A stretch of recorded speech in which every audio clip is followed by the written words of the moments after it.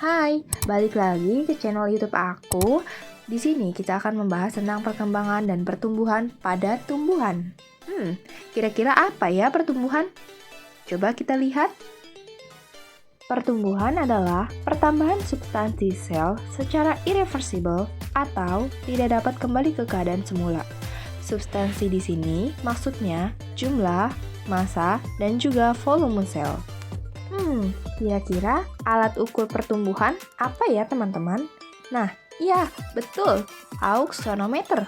Auksonometer itu alat ukur untuk pertumbuhan. Nah, yang selanjutnya kita akan membahas 4 fase pertumbuhan.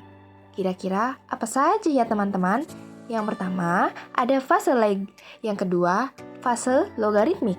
Yang ketiga, ada fase linier. Dan yang terakhir, ada fase stasioner. Oke teman-teman, selanjutnya kita akan membahas fase lag. Nah, fase lag ini fase awal pertumbuhan. Berjalannya lambat, sedikit, atau bahkan tidak ada proses pembelahan atau perkembangan sel. Selanjutnya ada fase logaritmik, yakni pertumbuhan awal lambat, kemudian meningkat dengan sangat-sangat cepat. Oke, selanjutnya ada fase linier. Fase linier itu di mana tingkat kecepatan pertumbuhannya mulai stabil dan juga relatif konstan. Oke teman-teman, ini fase yang terakhir, ada fase stasioner, yakni pertumbuhan di mana pertumbuhan sudah sangat lambat, tapi belum berhenti sepenuhnya. Di sini kita akan mengetahui faktor yang mempengaruhi pertumbuhan. Pertama ada faktor internal, yang kedua ada faktor eksternal. Faktor internal ada gen dan juga hormon. Faktor eksternal ada cahaya, suhu, nutrisi, kelembapan, dan juga pH. Kemudian ada macam-macam hormon. Yang pertama hormon auksin, yang kedua giberolin, yang ketiga sitokinin, yang keempat gas etilen, yang kelima asam absisat, yang keenam dormin, dan yang terakhir ada asam traumalin. Kemudian kita akan membahas sifat pertumbuhan dan juga penyebab pertumbuhan.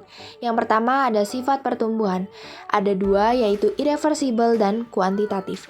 Irreversibel itu maksudnya tidak dapat kembali ke keadaan awal.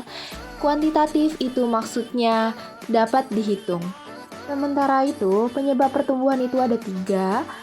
Pertama, pembelahan sel. Yang kedua, pertambahan jumlah sel. Dan yang ketiga, pertambahan ukuran sel.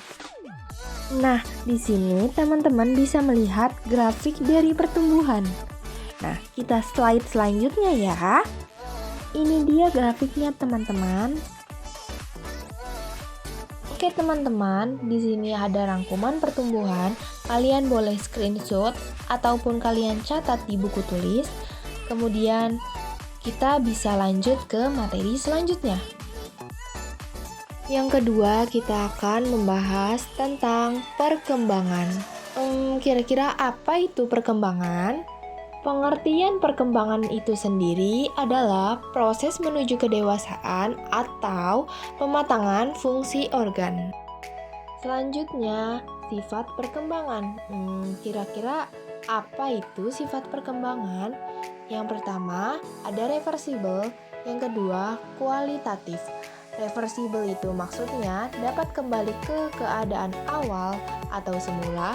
Kualitatif artinya tidak dapat dihitung. Di sini juga ada note, yakni dikatakan dewasa jika alat reproduksinya sudah berfungsi.